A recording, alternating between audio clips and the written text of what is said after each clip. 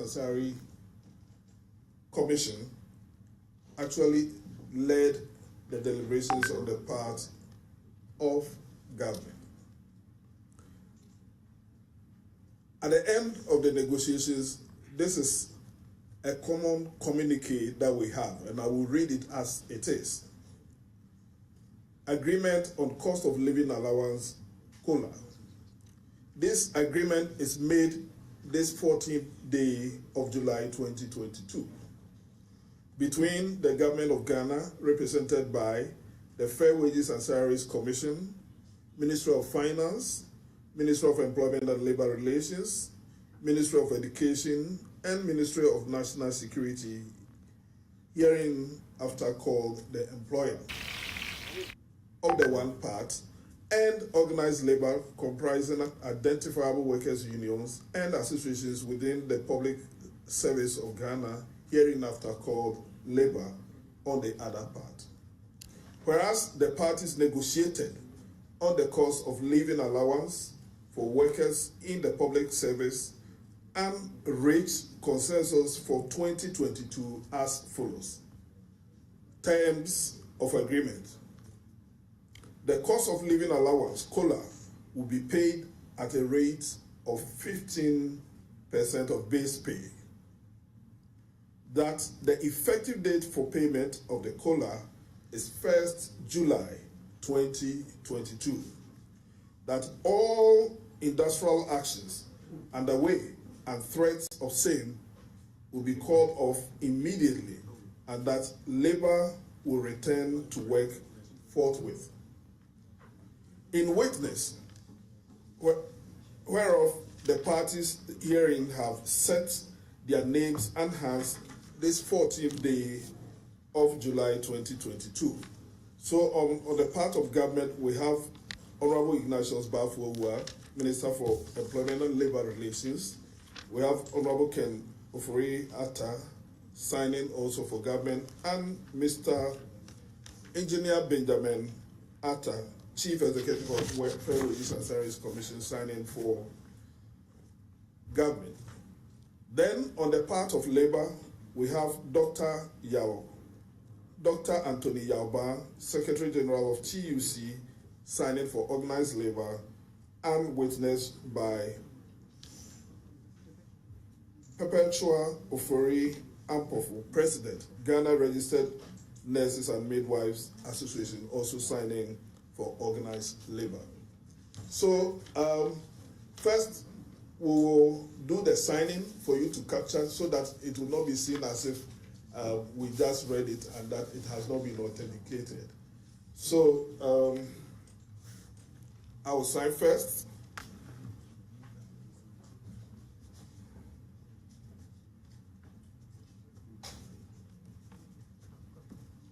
Honorable Minister, you sign.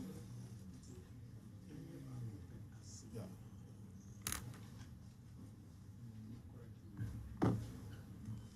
And then Benjamin Atta. Okay.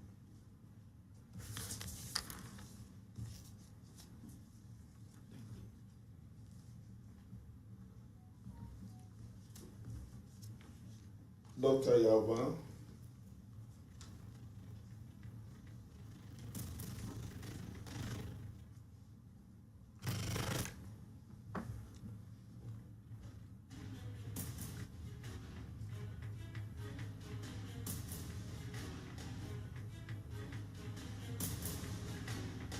Maybe before we sign up, I want to take this opportunity to thank our father, the father of the nation, His Excellency the President. If you recall, on Saturday at the Eid Festival, he made a public pronouncement that he was urging the government negotiation team to sit down with organized labor and ensure that we reach agreement on this subject matter. It is on the back of that the government team, starting from last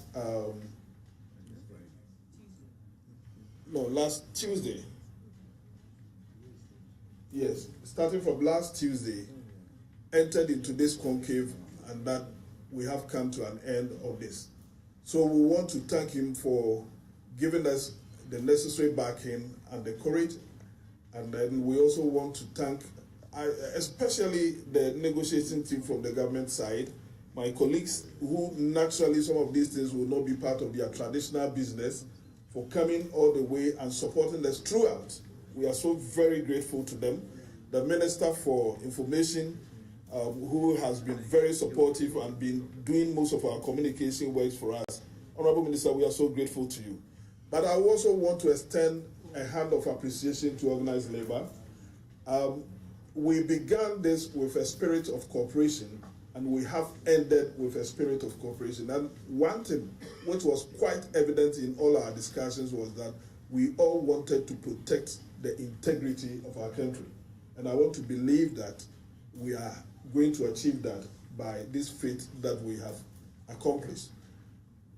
As organized labor has called, we want to add our voice to what they have said. We want to entreat all striking workers to go back to work beginning today, so that we will also have peace at the industrial level. So on this note, I want to thank you also, the press, for following up on this issue and educating the public on what was happening.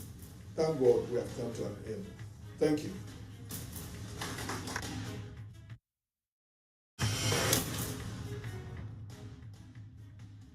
That's a live feed from the Ministry of Health. You had the Employment Minister, Ignatius Bafwewa, speaking to the media in the presence of organized labor after they reached an agreement. 15% of their base pay to be paid to them as cost of living allowance, effective July 1. Remember that organized labor and all the other unions were demanding an initial payment of 20% of their base pay as cost of living allowance to cushion them in these difficult times. Now, from what we're gleaning from the meeting, government has started from a point of 10%, which was met with stiff opposition by the labor unions, and then they came to a compromise of 15%, which has now been agreed upon effective July 1.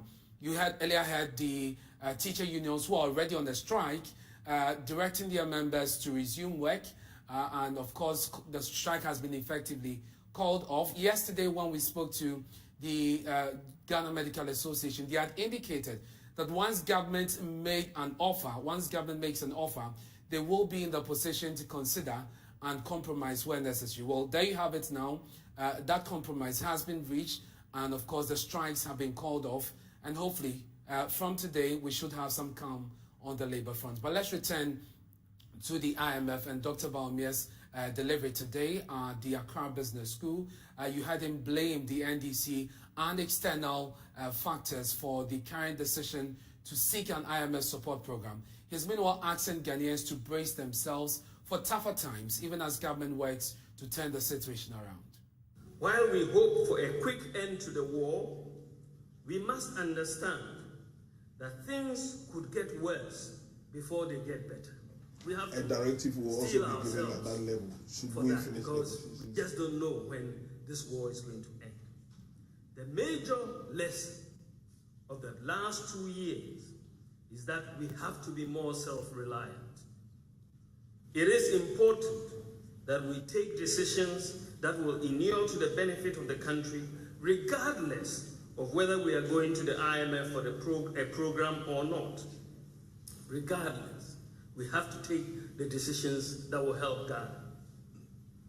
The immediate task is to restore fiscal and debt sustainability, and these will be through revenue and expenditure measures and structural reforms. There's no way of going about that. We should also try and curtail non-concessional borrowing.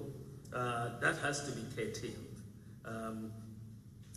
The reliance on international capital markets to fill the financing gap of about 3 billion annually expose the vulnerability of the economy once the capital markets shut down to emerging markets.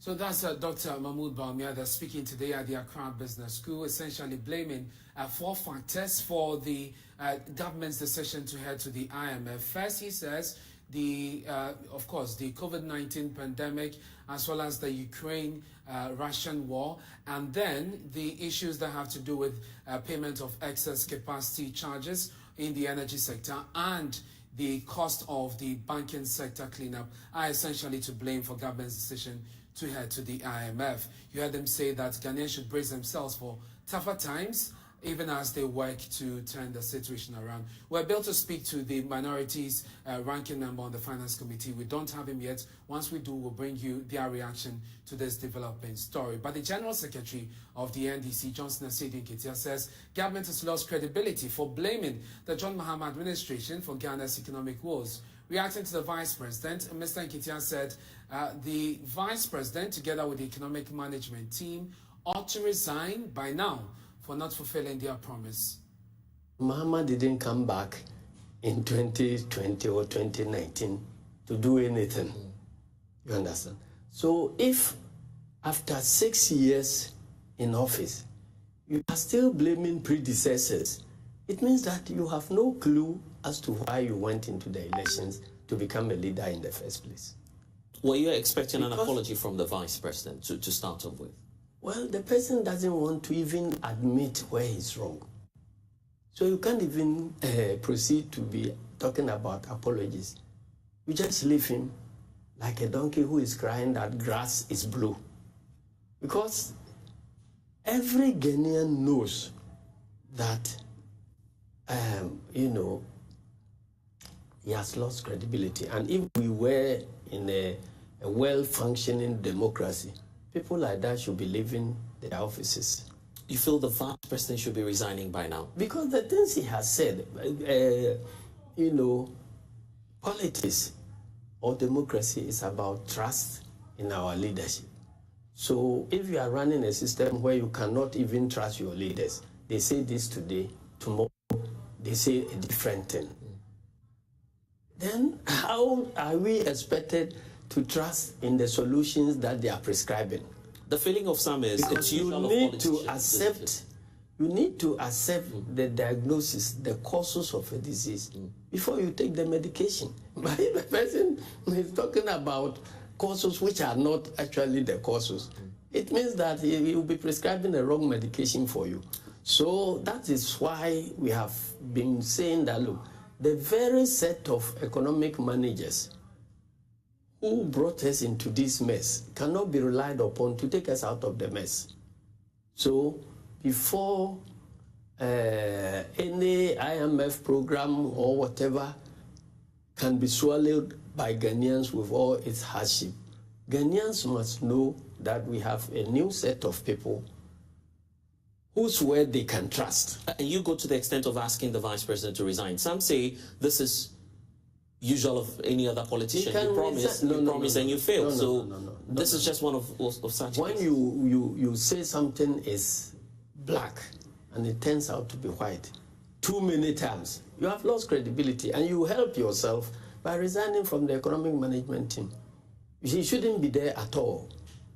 You understand? So because we are in a certain mess, and we have been told that we are bringing the IMF to help us to implement certain austerity measures that will take us out of the mess. This austerity will involve hardship and others. So you need leaders who will be able to convince the population that, look, these are the right set of measures that will take us out of where we are. And those leaders must be trustworthy. The people must have trust in them. So if you are dealing with leaders in whom the people have lost trust, the people will not accept it. And that is why you are seeing the turbulence you are seeing in the economy, on the labor front and the other thing, because the simple fact is that they can no longer trust in the word of government. And former Chief of Staff under the Kufuor administration is calling on the Finance Minister, Kenneth Weata, to resign.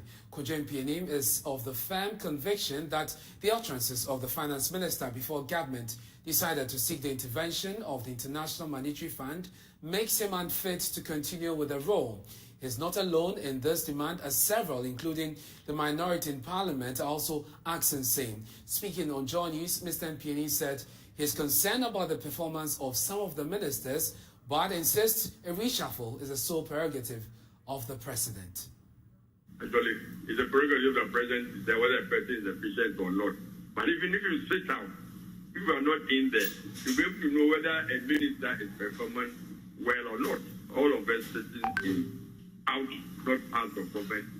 I believe if you ask a Ghanaian, they'll be able to tell you this minister, Minister A or Minister B must go, because we don't see effectiveness of such a minister. So it concerns me, and I believe it is something which must be done. But it's a prerogative of the president. If he believes that all these people are working well, fine. But a listening president also be trying to find out even what the people think. You see, the national security also helps the president, because they listen to people's concerns, and these concerns are conveyed to the president. So it's left to the president to make his mind. If you had the opportunity to advise the president, what would you advise? I would advise him to drop some of the ministers and maybe bring in some of. Do you mind sharing with us some of them he should drop? Who would you want dropped? No, it's not fair for me to sit on. Honestly, if I were the finance minister, this is a question of President dropping from my utterances, and then what is happening, I will just go, Mr. President, thank you so much. I think it's best for me to sit back for another person to take over.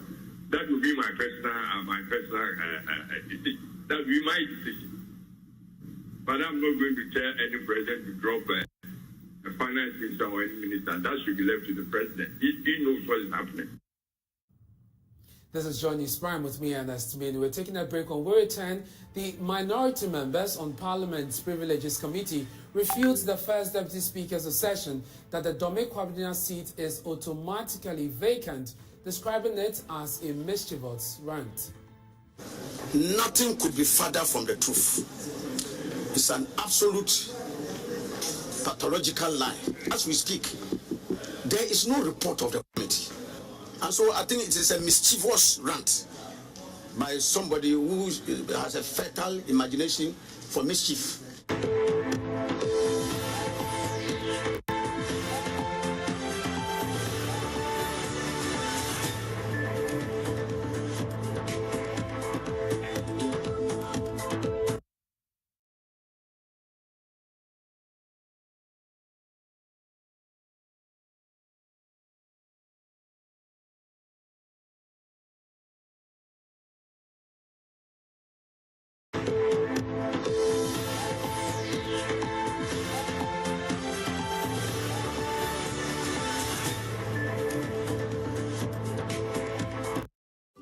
Charlie, what number? The malaria really knocked you down, eh? Charlie, no joke. Fever, headache, vomiting, loss of appetite. I couldn't even eat my usual fufu. You and your fufu. But I hope you got tested before the malaria treatment. Yes, I did. And thanks to Malatu, I kicked out malaria one time. When malaria strikes, take Malatu, containing artemether and lumefantrine. Comes in tablets and suspension for effective treatment of malaria. Great to have you back. Thank you. No problem. Malatu is suitable for adults and children. Manufactured and distributed by NS Chemist Limited. This advertisement has been vetted and approved by the FDA.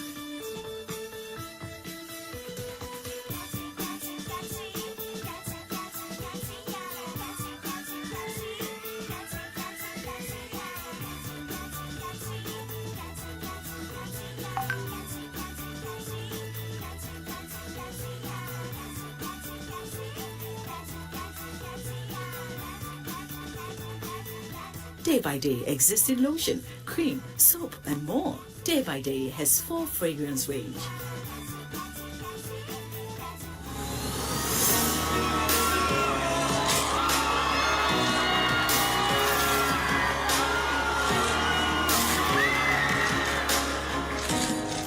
My Pella moment.